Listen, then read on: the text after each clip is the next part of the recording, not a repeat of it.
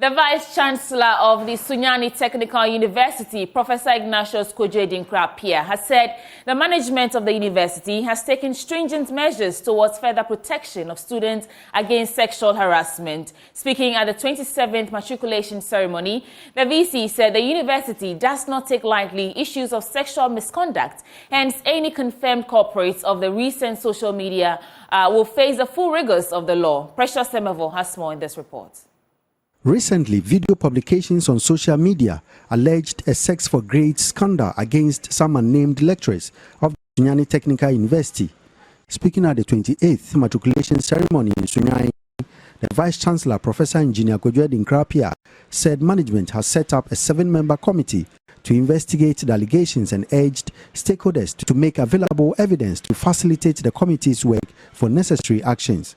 He noted that the university does not take lightly issues of sexual misconduct, especially sexual harassment against students, and will ensure confirmed culprits face the full rigors of the law, even as further measures are taken to ensure their protection. To protect all against social and sexual harassment, the management of the university has registered a new mobile phone number, which is a hotline, on which victims can call to report all forms of sexual molestations against them.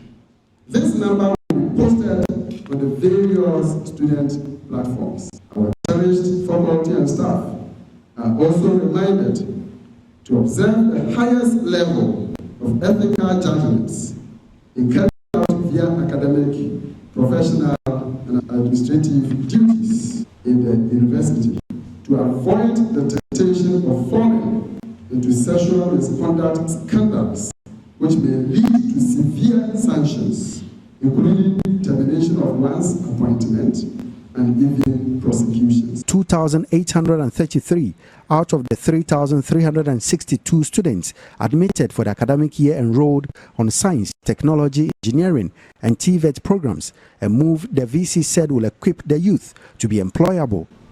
All is set for the university to start apprenticeship programs under the phase 4 of the Ghana TVET Voucher Project, GTVP, under the auspices of KFW. We urge all prospective students to take advantage to enroll on these innovative and industry-driven programs at the Sunyani Technical University, to acquire the requisite knowledge that will make them readily employable, to avoid the temptation of joining the so-called Unemployed Graduates Association in Ghana, after going through some other programs which are more susceptible to joblessness. Precious Semevo, JoyNews, Sunyani.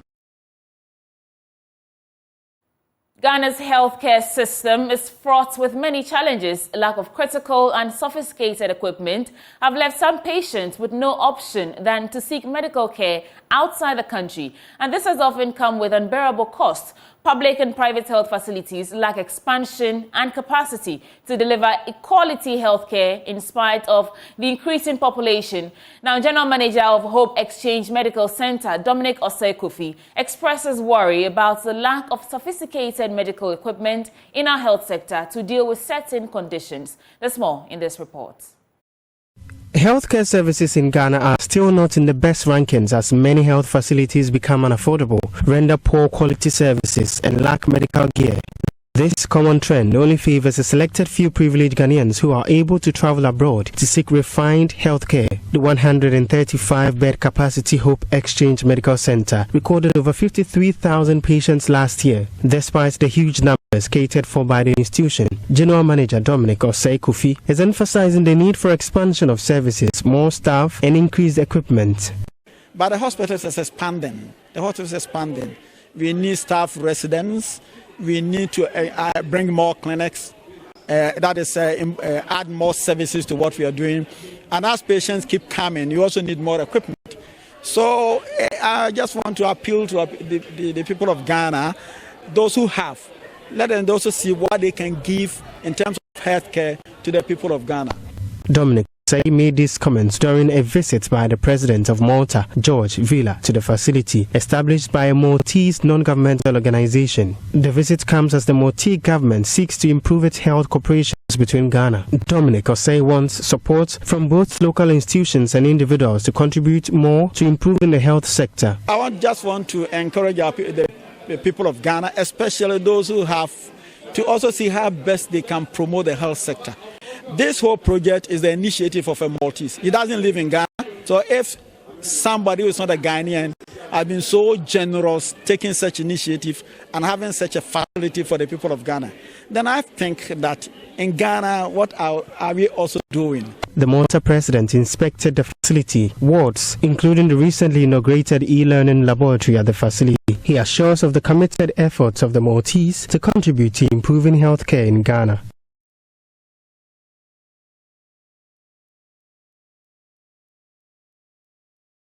And this is what many people who do not have access to medical care look for. The basics, like emergencies, blood examinations, infections, gynecology, and things like that. So thank you very much for coming up with this idea. Obviously, on behalf of the Maltese people, I also thank the Maltese people for all having been so generous over all these years, and I think and I wish that they should carry on helping this very important initiative. If they knew more about it, I can assure you that we'll be having more and more funding. Because even I, coming here for the first time, I'm impressed that this is something which is really giving a huge social service to the people in the vicinity. The Maltese president is on a 3-day visit to Ghana. Reporting for JoyNews, Clinton Yeboah. In other stories, time is running out for 2-year-old Sedinam K. Jila, who requires a multiple life-saving corrective surgery. The boy, born with a complex medical condition, currently cannot walk or crawl due to advancing scoliosis. His doctors say he urgently needs 120,000 Ghana cedis to survive. His parents, who are pupil teachers, cannot raise the much-needed funds and are appealing to the public for assistance. Carlos Kaloni has the rest of the story.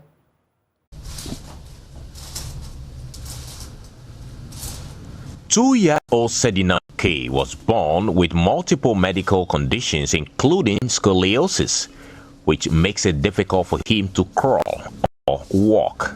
To move from one point to the other, he has to drag himself on the floor with his buttocks. His parents, Miriam Asayebia and Frank Jila, tell JoyNews how his condition is affecting them financially and emotionally. When I gave birth to him, it's post-date, so he was coming with the bottles. So I gave birth to him with the bottles coming like that. From birth till 2 years now, it's from hospital to hospital, from lab test to lab test. I am a private teacher in a private school. Then, because of case condition, I have to be at home, and even going to work, nobody wants to employ me. Dr. Kojo Pokuyanki, a neurosurgeon attending to Sedinam at the Focus Hospital in Accra, said the 2-year-old boy urgently needs about 120,000 Ghana cedis for a multiple complex long-term corrective surgery. He has a syndrome, so he has multiple anomalies. So he has a spine deformity, he has lower limb anomalies, including contractures and then a clubfoot. And then he also got hip problems for the dysplasia of the hip. Sedinam's condition requires that we do like multiple surgeries. For his age, what he requires, we call that growing rods. So growing rods allow us to correct the deformity currently, prevent the deformity from progressing, and also allow the child to increase or grow while he still has the instrumentation in place. So what we do is we hold the upper part of the deformity, we put some screws in the upper part, we put some screws in the lower part, and then in between we have rods which can lengthen.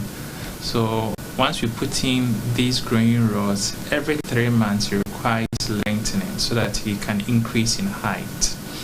we'll have to do this probably for a period of 4 years. By the end of 4 years, the road would have exhausted the length of the road, and then we'll have to change the roads. For the initial surgery, the cost will be in the range of 100 to 120,000 Ghana cedis. Dr. Yankee said any more delays could be detrimental to Sedinam's health. If we don't do that, really give him another 1 year, his spine is going to really get very bad. The deformity will totally worsen. His curve will be badly bent. It will be curved so badly that aesthetically it won't be appealing. And apart from that, it's also going to put pressure on the lungs. It's going to affect his breathing, can affect his pressure on the spinal cord and his nerves, which will affect his ability to control urine, toilets. We did so many tests. In fact, the test is too much. The money involved was so much, so we couldn't pay our rent. So we have to move into my dad's place. Time is running out for young K. Sedinam. His parents and doctors are appealing to the general public for help. I want to appeal to the society and to everybody watching that we make whatever small contribution we can to make his surgery a success. We never know what he's going to become in future. He become a next president or a neurosurgeon or someone who is going to really make a big impact in the world. I'm a private school teacher and the pay is not enough. So right now, even transportation to the hospital alone is not easy. With the general public, our MPs, our ministers, the MP for Shama, I'm not going to come to my son's end so that he'll be able to work. We are in enough financial support. You may want to donate to these accounts on the screen to save young K's life. Carlos Caloni, JoyNews. It's not my intention to give birth to you like this. Please support if you can. Moving on, the St. Ignatius of Loyalo, otherwise known as Lasia Tuolu Senior High School in the Upper East region, has temporarily been closed down after a few gutted the school multi-purpose dining hall complex. The incident, which occurred during the wee hours of Saturday, burnt into the ashes several properties of the school, 900 new desks, 500 pieces of dining tables and sets of benches, and several dozens of assorted food items valued at thousands of Ghana cedis. Now, JoyNews Upper West Regional Correspondent Rafik Salam reports from Lasia Tuolu. The blistering river fire, according to an eyewitness, started around 3 a.m. and parts of the 1,500-seater multi-purpose into ashes and also weakened the concrete walls and gables. The head prefect ran and banged at my door. I woke up, I asked the head prefect that our dining hall was in flames. I ran out, and from my residence I could see the entire place in flames. So that was when I immediately rushed for my phone and started calling fire service. I called their main line, national line. It was barely nothing was happening. So I quickly recorded a piece of SOS message and posted on various platforms, hoping that somebody will stumble upon it and then call them. Personnel of the Ghana National Fire Service from Muchao were called into action. They made it to the St. Ignatius of Loyola, or better known as Lasia Tuolu Senior High School, but were unable to salvage the situation. Deputy Upper West Regional Commander of the Ghana National Fire Service, DO2, Adams Isaku, explained to a worried Upper West Regional Minister, Dr. Hafiz Bin Sali, who came to assess the extent of damage caused by the fire. And normally, in any situation when we are dealing with disaster fire product, there's a movement. Incipient state, how the fire starts. Then it goes to group state. Then from the group state, it moves to full group state. And then full group state, that is why the state where everything is supposed to be burning is burning. So before the arrival of the Wuchao to the fire scene, it was in the full group state. building was supposed to be burned has got its turn. Do they have a tender? Which will have a tender. Okay. And the tender is functioning up to the Asian Commission. Okay. So when they come and meet the situation, they call for a backup from one. Okay. And you know the journey. It's a serious situation. Beyond what I anticipated when I left work. And nothing can be done about this structure. With my leave, the only thing we can do to it is to pull it down. That is my observation. And haven't gone around during the week.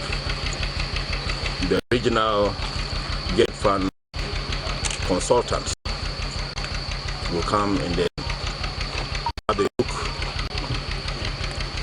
at the facility, and then we pick it up from there. Headmaster of the school, Emmanuel Banonwie, disclosed that they have lost several items valued at several thousands of Ghana cedis. Items destroyed at the store: maize, 24 bags, crab, 15 cartons, vegetable oil, 24 cans, palm oil, a gallon, a concomté, 2 bags, a dry okra, 1 bag, salt, 1 bag, margarine, 1 bucket. Students get the 900 pieces. Then dining tables and set of benches, 500. Then public address system, a whole set. We have musical instruments, piano, organ, set of drums, and all those musical gadgets that we need to entertain students. The students are already feeling the pinch of the excruciating pain caused by the inferno. They are yet to know its cause. Head prefect of the school, Elder Nanang, painted a mental picture of what they are going to lose in the absence of the multi-purpose dining hall. This dining hall main engine of the school, cause everything happens there. In fact, the destruction of this hall is like the burn down of the Parliament House in Ghana right now, because that's where everything happens. Dining is even a multi-purpose hall. Right now, that's where we write exams. The Form 1s will continue their exams tomorrow, and here is the case that they cannot continue their exams. We're also supposed to be in school up to the 28th, and that time we have learned something. But here is the case that we are going home. Most of us won't get a time to learn. The school for now has temporarily been closed down to enable them undertake investigation to ascertain the cause of the fire and also put in place measures for the return of the students. Go home, rest, and after some time we will call you.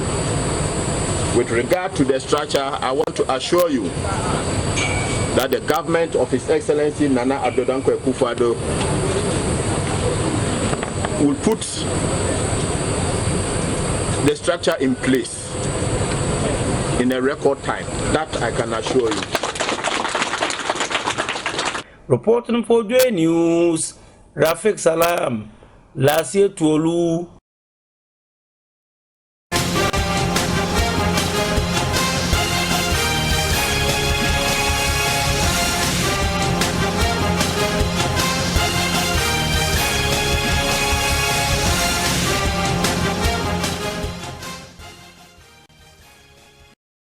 Now, from our election headquarters, flag bearer of the National Democratic Congress, John Dramani Mahama, has described the NPP's government's flagship program, One Village, One Dam project, as a failure. To him, the project, which aimed to ensure constant supply of water, has been poorly conceptualized. Mr. Mahama was on a tour of the Upper West region and repeated a promise of finding lasting solutions to the problem. Here's a report from Nana Yaojima. The Building Ghana tour of the NDC has visited 4 of the 5 regions of the north. So far, challenges with access to potable water, especially in the dry season, have been repeated in all regions. At a town hall meeting in Tumu, Chief of Walembele Traditional Area, Kuru Prof. Badua Wale II reiterated the challenge. 1D, 1F, whatever slogans, unfortunately, our dams are drying up. I have traversed the area so many times in the past week or so, and I've realized the challenges our people are facing with regard to dry season agriculture and also water for the animals. The dams are drying up. We're hoping that this aspect also will be taken up by the NDC Manifesto Committee to ensure that we have an improved water system for the dry season come 2025 and beyond. The One Village, One Dam was a major campaign promise of the New Patriotic Party in 2016. After taking over power, dams were dug in some of the villages in the north, but it is yet to improve situations in target areas. The NDC flag bearer, John Dramani Mahama, explains why. As you know, the 1V, 1D has been a complete failure because it was not well conceptualized. They can't hold water. By halfway in the dry season, they go dry. When the cattle drink from it for about 1 month, 2 months, the water gets finished. We build dams that last till the next rainy season. And so those are the kinds of dams that we need here in the northern parts of the country. We know that the rainy season is short, and after the rainy season, the harmattan comes, and we need water that will last till the next rainy season. And so when we talk about building dams, we're talking about building real dams that would have enough water to sustain both agriculture and livestock. Roads in Sisala East constituency remain in poor state. And I know that the road network has been poor. When we were in office, we started several roads in this area. Unfortunately, after we left office, all came to a standstill. But I can assure you that we know that one of the priorities in the Sisala East District is the road network. And so I can promise you that when we come, we will do our best to make sure that we fix the roads so that you can move the farm produce all over. The NDC flag bearer held separate town hall meetings at Lambusie and Nandom. For JoyNews, Nanaya Ojima, Upper West Region. That's it from our election headquarters. Now, the European Union says it is focused on supporting large investments that will bring about economic development in order to create more jobs in Ghana and the entire West African sub-region. At a tripartite consultation on the Neighborhood Development and International Cooperation Instrument, West African states welcomes development assistance that will promote growth in the sub-region. There's more in the following report. The tripartite meeting on the implementation of the Neighborhood Development and International Cooperation Instrument assembled development agencies and experts from member states of the regional economic communities in West Africa. External Relations Director of ECOWAS, Jerome Boa, described the engagement as crucial for development financing in the SAP region. This meeting is more than important. The whole process of the new financing instrument of the European Union. You know, the region, we see the region as a whole, even though we have two regional organizations, that's YMO and ECOWAS. And for this new instrument, you know, West Africa has 40% of the budget. The resources that will be allocated as being allocated to West Africa account for 40%. That is about 11.6 billion euro. It's a huge amount of money. And we have to make sure, yes, under this new instrument, okay? So we have to make sure that at least maybe 90% of money come to West Africa. And if it come to West Africa, of course, it hit all our member states. So this is the essence of this meeting. For the European Union, its long-term strategy and that the latest instrument is primarily focused on supporting large investments that will promote development and to create more jobs for the youthful population. Massimo Mina is head of cooperation for the EU mission in Ghana. This is very important for the neighbors. It's also important in Ghana. where we have a very strong focus on supporting large investment, which can make structural changes, which can be impactful, in particular to support the key problem that we have, not only in Ghana, but more generally in the region, which is the job creation.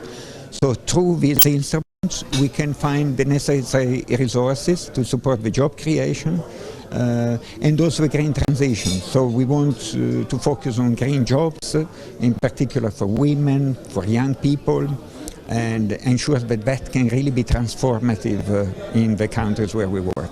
Nous avons mis en place un mécanisme de coordination tripartite entre l'UEMOA. We have set up a coordination mechanism to ensure coherence. This meeting will examine the different actions that we are already implementing to help us plan for the region in the coming years. Nous allons avoir à examiner les différentes actions que nous sommes en train déjà de mettre en œuvre et également que nous prévoyons déployer au cours des prochaines années dans la région au bénéfice des populations. After 3 successful engagements in Accra, stakeholders are hopeful of consolidating the framework for cooperation on the implementation of the Neighborhood Development and International Cooperation Instrument. Listeners report for JoyNews, Accra. That's it for the news. Up next is the news review. Please stay with us.